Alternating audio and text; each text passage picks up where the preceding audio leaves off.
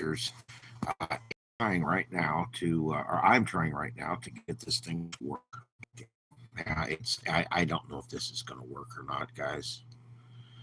Oh, this is ridiculous. I've been fighting it. I can't get the AT&T system to work at all. The T-Mobile system seems to be back to the way it was before the ice storm at this point. But the only way I can do a live broadcast is to sit outside. It is currently 7 degrees outside. I'm from Florida. That's a lot colder than I think. I'm not sure. I think the coldest temperatures I've ever experienced before was 8 below, and that was here. And also up at Snowshoe Resort. We were down in the single digits there.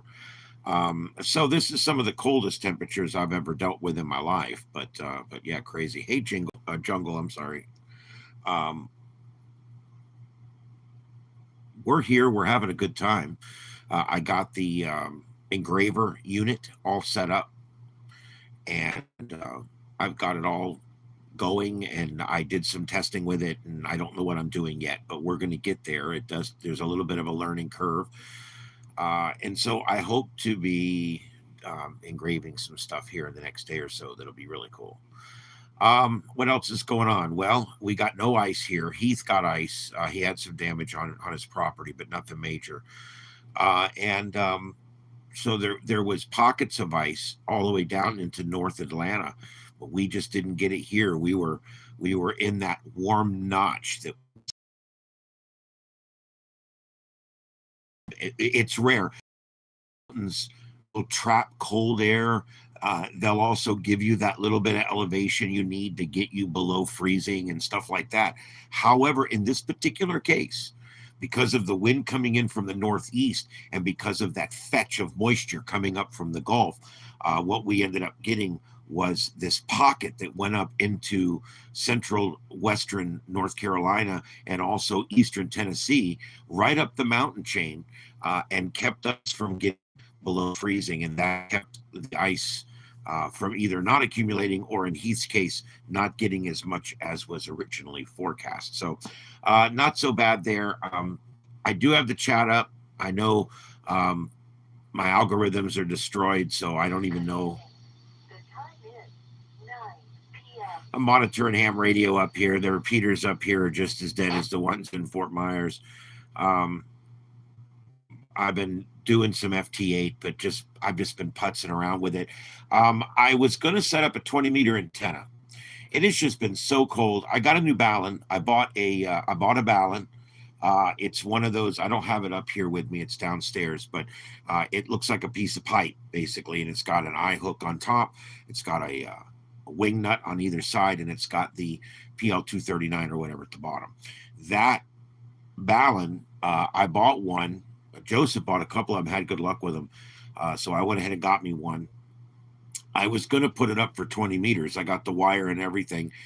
But I ran my wire over to my car, and I hooked up the 20-meter that's magnetized on the trunk of my car, and it's working great. I've been making contacts with it. So I'm probably not even going to mess with the Ballon up here. I've got the 40-meter straight 40-meter dipole wire in the tree, and I've got the 20 on my car, and I'm probably just going to leave it like that.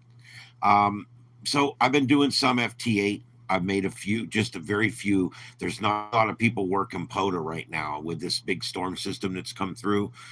It's kind of cut POTA down to about maybe a third of what you would normally see. At one point yesterday afternoon, after field day was over, it was Sunday afternoon. I went and looked, and on 20 meters right before dark, there was like one station out there. I was like, wow. So you could tell there was a lot of people either because they had worked winter field day, and so they weren't working POTA, or because of the storm that stretches across 30 states. Because of one of those two reasons or both, the number of people on POTA was very limited yesterday, coming back up a little bit today, and hopefully it will get a little bit more. But we've got another storm coming. They're telling us now that Friday, Saturday, we're going to have a snow event here. They're now saying it's not going to be a snow in or anything, but maybe an inch or two of snow here in Blairsville. So we are going to be watching that as it forms. This is what happened last week. They started seeing the storm, and every day they would up it a little bit and a little bit and a little bit. And so eventually it looks like this monster that we've got coming through. Luckily, we escaped this one. We here in Blairsville, and over it got a little bit more, some ice, but there's some places, Boston, some out the suburbs of Boston got 35 inches of snow or some shit. It's been crazy. The good thing is this extreme cold in Minneapolis, like 20 below zero there. That's keeping the crazies in for these anti-law and order rallies, which is a good thing because none of that's helping the country right now. I know there's still some issues going on out in Portland. And we'll get back to covering that as soon as I get home. I wish I could do it from up here. I tried to dial into my computer through my phone, and I was able to set it up for a broadcast, and then it started giving me trouble. The remote desktop takes up my bandwidth so fast that I'm already out of what I have on my phone coming up soon, as far as tethering. So I have to be careful. My AT&T system is not working, and I don't know why. I can't get it to work either in the jetpack or in the multi-SIM unit. So I don't know what's going on. It sucks, but I'm stuck up here. I have nothing. And there's fiber optic down at the bottom of the road. So if things get going better on YouTube in the next 6 or 8 months and I can make a little more money, I do plan on putting fiber optic internet up here. And then I can spend more time here and still do full shows and things like that. So that is coming. It's just $85 a month I don't have right now, and I'm spending so much on so many other things. I'm paying for like 12 different services right now. It's several $100 a month that are all related to the broadcast in some way. And so I'm trying to keep the reoccurring costs down to a minimum right now. Let's see, what else is going on? We've been monitoring, like I said, we've been monitoring the news. At one time, I think there was as many as 1.3 million customers without electricity, as many as 2 million actual people. So that's incredible. I want to tell everybody Florida is up here helping. When we were coming up on Friday, we left pre-dawn on Friday. We passed 6 or 7 convoys of power trucks. And it was 5 or 6 trucks and a supervisor, 5 or 6 trucks and a supervisor. There was mostly Pike. I saw another company. I don't remember the name because I never heard of it before. Also a Splund, and also Davy Tree Service, which is big down in Florida, all with convoys heading north back on Friday. So those guys are out right now helping get everything going. Hey, Victor. Hey, Heath. Heath, I did get your message. I'm having a hard time getting the message out, but yes, I did get your message about Wednesday. I was all set on Wednesday with my family and everything, but we'll get together. I'll call you in the morning and we'll figure out what other day might work, or we'll see if we can figure something out. We'll get it worked out. Anyway, let's see what else is going on. I don't know. It's crazy. We've been up here once before when it was 8 below. I'm sorry, 8 above. We've never been below here. 8 above, and it was cold. But since then, and we had issues staying warm. We were bundled up. We couldn't keep the house warm. It was crazy. We fixed it since then. We dry it in under the house. In the back of the house, it touches the mountain. In the front of the house, you can almost stand up. So that's how steep the mountain is under the house. Because that big crawl space exists under there, we put an electric over oil heater under there. It's basically an electric heater, and it heats the coils of oil. And what's great about that is it's safe, and it prevents any danger with hot coils or anything like that, because the coils are down in the oil, and it just slowly warms the oil. That is underneath the house, and we've got another one of those in the main part of the house downstairs. Those stay on 100% all the time. And because we've got the bottom dried in, it's all sealed in under there now, and they spray foamed, and they even put plastic on the mountain, so it's all dried in under my house. It's completely dry under there. It's like you could put storage items under there if you wanted to. And because of that, the breeze doesn't blow under the house anymore. And because of that heat being under there, being on, it's slowly radiating through the house from bottom to top, and so it works really well. And that's also those two oil heaters are also what I put on the winter plugs. The winter plugs allow them to turn on when it gets down to 36 degrees, and they stay on anytime the plug is below 36 degrees. And what that does is it keeps the house warm enough the pipes don't freeze. We still antifreeze the toilets. We still drain the lines the best we can, but we don't blow them out. We just leave those two heaters on winter plugs. We find when we still allow the house to just get down to 4 degrees or whatever, and it's bad on everything. Now that we've got these heaters, they keep the home just above freezing, and things last longer. When you allow things to get way down really cold, sometimes it messes them up. And we've had issues with everything from VHS tapes to DVD players to electronics, to like little stoves and stuff. We've had all kinds of stuff because it gets really cold here, and the stuff sits up here. So now anything we leave in the house, it never gets quite below freezing. It stays right above freezing here in the house. Anyway, that's how I do it. And then we also have the wall heater. We've got the small heater in the bathroom, and I've got a tall heater in here up in the upstairs. And everything's running wide open. I burned the fireplace for a while. I'm getting ready to go down in about another hour. I'm going to go down and make sure it's cooled down, and I'm going to go ahead and close the flume. Oh, are they surrounding another hotel? I'm upset that I'm missing this week, but I needed this time with my mom. I don't know how many more of these we're going to get. She's in rough shape, and you got to take what you got, and we were both able to get this done this week, so we did.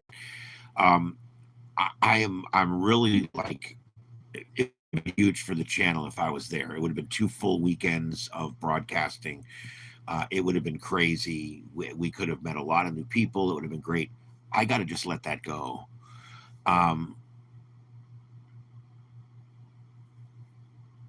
Yeah. So it is what it is. If I can get the AT&T system up, I may try to dial in and do some coverage. I don't know. I used Zoom, and I zoomed into my house so that I could transmit my voice and my video to the house. But when I run Zoom here and the remote desktop, it was using up all of my bandwidth, and I was having problems. So, yeah, I think the civil unrest will still be going on. I think there's still going to be plenty of news to cover when I get done. But you guys just need to bear with me out there. It's going to be make Greenland great again. Yeah, I agree.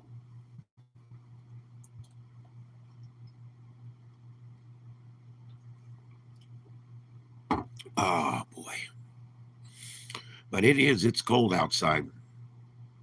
I think it's 8-7 right now. We're going for a low of 4. So there you go. I had the get the phone out not really cold like that. It doesn't like to charge. Yeah. We had an interesting phenomenon today. And I have a video I'm going to show you guys once I can show you guys. I took about a 2-minute video out there. It was a blue sunny day, and it snowed. I've never seen anything like it. I told myself for almost 40 minutes that it must just be snow falling out of the trees. It did snow a little bit overnight, just it was like drifted a little bit on the planks, and you could see it on the banisters. It was definitely snow. I went out and I took pictures of it. And then a little while later, I said, "Look, the snow must be getting blown out of the trees." This happens. I'm sure you guys have seen this when there's snow up in the trees. Wind blows, and then all that snow starts coming down, and it looks like it's snowing, but it's not.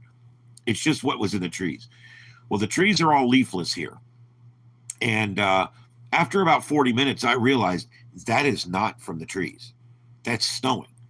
And then we start seeing these big snowflakes, and I mean almost half an inch wide type snowflakes, big puffy looking things coming down, like little clouds coming down. And then that started coming down quite a bit. I got video of it, and it was all glistening in the sunlight with the bright blue sky overhead. It was absolutely beautiful. It snowed for 2.5 hours. Nothing accumulated except in shady spots and on the backside of my car. I had maybe 1/8 of an inch. But for the most part, there was not really much accumulation. Never got above freezing today. 28 was our high. So we had a snowstorm about 11 o'clock in the morning. We had snow, not a storm, but a snow outside with blue sky. And it must have been some kind of weird thermal inversion that was going on or something. I would have believed it was just blowing around because it was cold enough for blowing snow. I would have figured it was just blowing around until I started seeing them little clouds, the little puffy clouds coming down. I'm like, my God, there's snowflake, big, huge snowflakes coming down. This has to be some kind of phenomenon. I mean, it has to be. So anyway, very interesting to see it snowing on a sunny day. Something maybe Credence could sing about. I don't know. But it was just pretty cool. All right, so back in the chat room, if anybody has any questions or anything, let me know. We got a little sleet at the beginning of this storm, very, very light sleet, not much. Then we got lots of rain, and then we had a little bit of snow at the end, and that was pretty much no ice.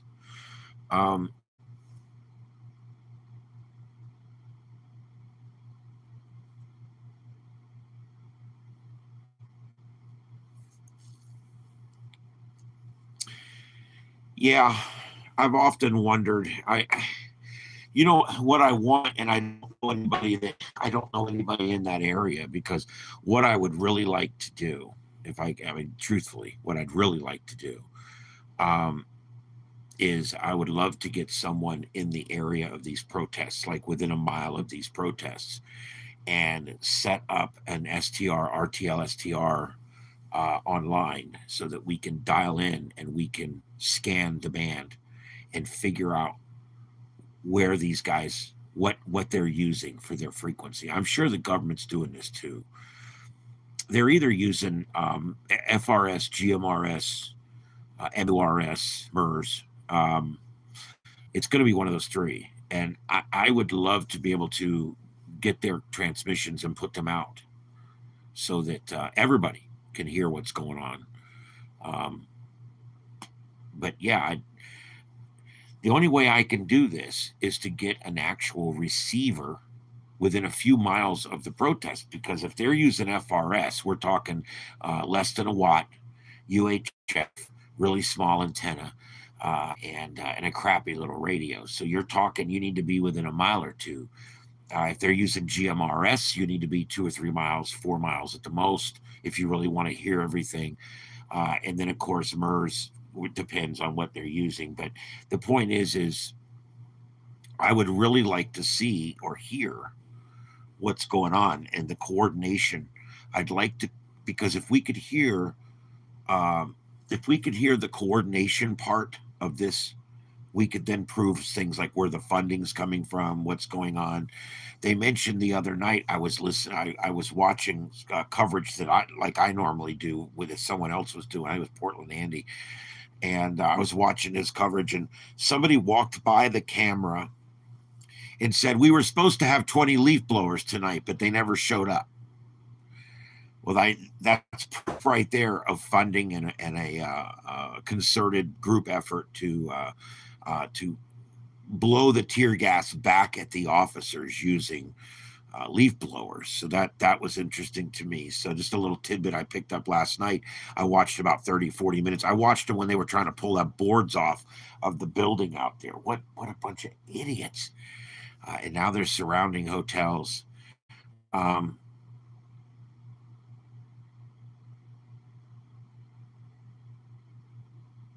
wow, there you go. The cats are good. I spoke to my family yesterday. They're fine. They call me if there's any issues. My stepson, Carlotta's son, is actually taking care of them. And Carlotta's also been by twice. She was in the area down there, so she's been by twice. And my stepson's there. I call him my stepson. Whatever. We're all family. We're all fun. But he will be there twice a day, regardless, even if Carlotta comes by. So there's plenty of people coming by. He knows all the cats on a first name basis. He used to live there with a lot of them, and so he knows exactly what to do. There's no cats in the shed. There's no cats locked anywhere except the two boys in the bedroom. And they got the TV on in there, and they're getting visited twice a day, and that's the best I could do. Um, yeah, I feel much better. Oh my God. I mean, yeah, the illness is over, if you will. Um, yeah,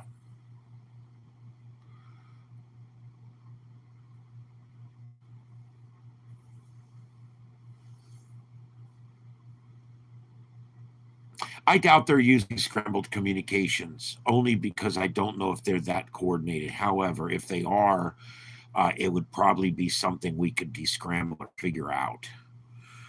Um, because it's yeah, I don't, and PL tones are no big deal because if you're monitoring and they're using a PL tone, that doesn't matter. You're still going to hear everything because you're not discriminating with the PL tone. Therefore, you're going to hear everything at frequency. So I don't think that would really matter. Um, so yeah, I'm really, I just want to do that. I want to figure out, even if I knew somebody lived in the area, I could probably build something and mail it to you or something. I don't know. I'm thinking I would love to find somebody that lives 1 mile from that Portland. I know this is probably fantasy world here, but I would love to find somebody. I could mail the box. I could build for under $100. And you would just put the antenna up on your roof, a little antenna up on your roof, run the wire in your window, and plug it into the wall, hook it up to your Wi-Fi, and you're done. And we would be able to then rebroadcast everything we hear over that. Um, I don't think there's a web SDR out there that picks up UHF, VHF, um, but I haven't fully investigated that. There's about 10 of those different services, and I haven't checked them all. It'd be nice if there was a web SDR 5 miles from there, 3 miles from there with a big antenna that we could get UHF, but a lot of the web SDRs don't do UHF. Um, Yeah, I am. I'm going to keep putting it out there. If I can find somebody either in Minneapolis or in Portland in that area, then I'll start working with them, and we'll try to get this coordinated for sure. Because I think it's something we can do. Um,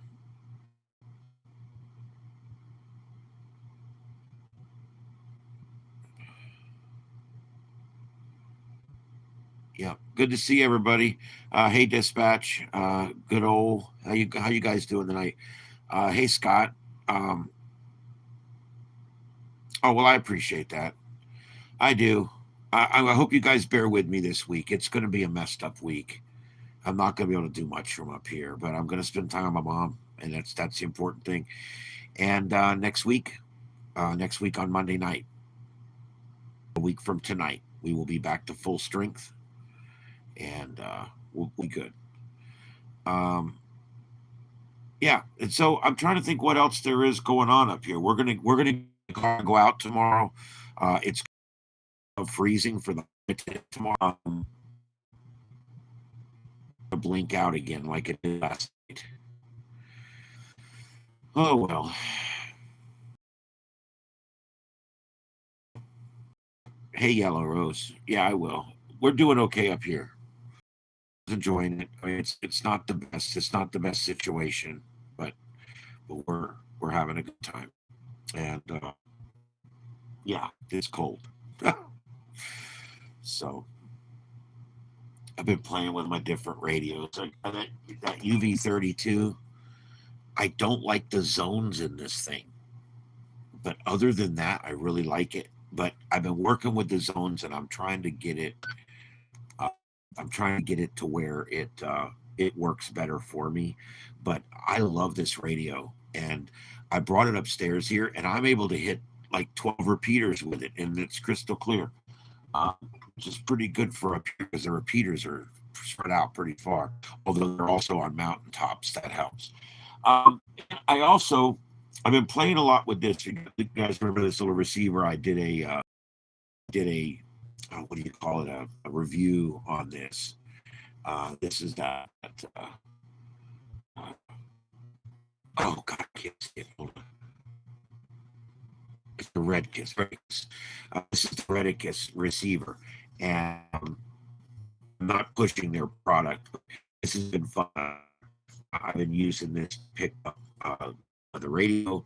I've been using it to pick up FM band, and I'll tell you, this picks up where none of my other radios will pick up. So big advantage to having a neat little receiver, and the speaker in this is really good. So anyway, I've been using this to listen to the FM radio, but it also does all kinds of different bands and hams and all that kind of stuff. So, but yeah, I keep those two up here so that when I'm up here hanging out, I can because this is one of the only places I can sit and watch.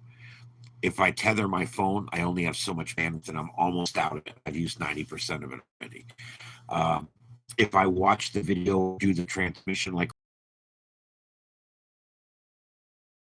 and do this all day long, as long as I can stay connected. So it is what it is. Uh, it's a little depressing that I can't do more from here, but it is what it is.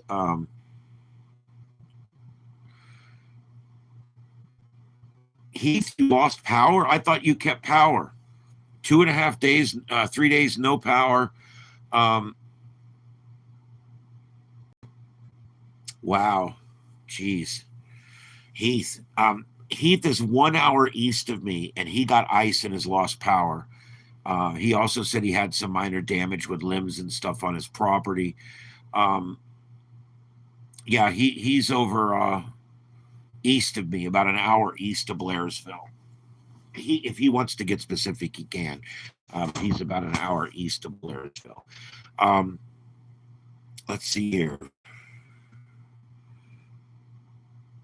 That sucks, man. We mom's doing great. I mean, consider it. We didn't think we'd ever get back to here. We didn't. So it's a bonus at this point. I never imagined in my wildest dreams that I would ever get her back in this cabin. And she's here. So it is a pain in the ass. It's rough. I mean, it's not easy for her. It's not easy for me. It's not easy for anything. Um, but we're here and we're enjoying it. That's what matters. We're having the time together. You never know how much time you have left. Um, yep. Oh, man, Heath, I had power. I must have misunderstood, or maybe it went out after I talked to you. I can't believe you don't. Yeah, that's crazy. Uh,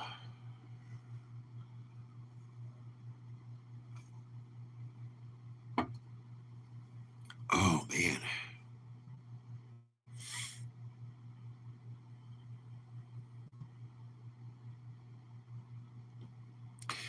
Yeah, I don't think the storm's going to be an ice storm. It's going to be snow. You know that the thing with this storm is the storm's over. It's gone. Now we're getting a night at 4 degrees. I mean, we're going to be near zero tonight. Um, oh, there you go. Okay. Um, yeah. So we've got to, you know, the way we're set up here, we've been set up for years to deal with the cold because when we come up here in the winter, we like to come up in the winter. You would think that being from Florida, we would come up in the summer. I'm not much on it up here in the summer. It's very wooded. It's the green is just thick. You can't see anything, and it's it gets a little warm in this in the daytimes for me, and it's I'm from Florida, so I don't want to deal with heat when I go on vacation, and so I don't come up in the summer. I like the spring, the fall, and the winter. So yeah, it's cold. It's cold everywhere. We're at 7 right now. We're going for 4. There you go. Um, yeah, it's been very cold. I'm trying to think what else is going on here. We talked about the protesting, which I think is going to continue. Another shooting. There's going to be more shootings as law enforcement continues to get challenged. There is going to be more and more of this, and I almost think these people are doing it on purpose. Sometimes, they're purposely pushing it a little bit to try to get, because when things actually happen, that's when these people, trust me, they want rioting. They really do. They want it, and so I think a lot of times go out and they push the situation.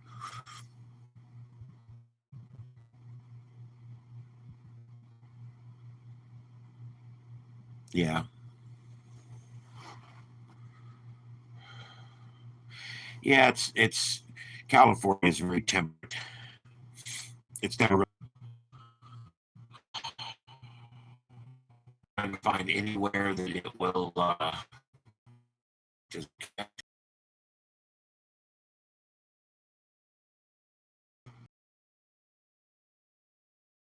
Guys, I'm going to let you guys go. Everybody out there, have a good night. Go. Everybody out there, have a good night. Um, and we'll talk to you guys tomorrow. Okay. Um, Vacation in Blairsville, Georgia. This is the Sights and Sounds of Earth, minus the Sights and Sounds of Earth, right here on Starship Adventures.